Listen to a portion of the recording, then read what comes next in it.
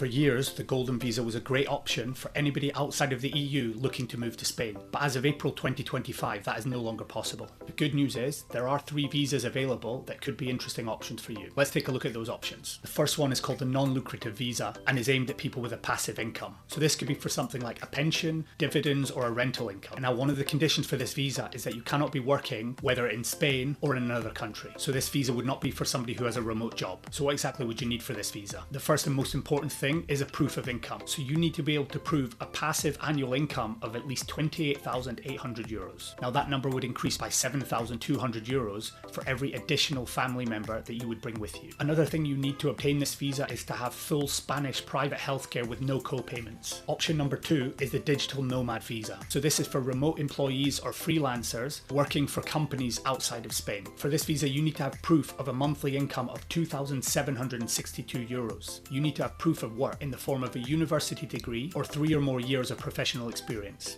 And if you're a freelancer, you need to have proof of contracts between you and your clients. Now the third option is a little more complex, but it's the Entrepreneur Visa.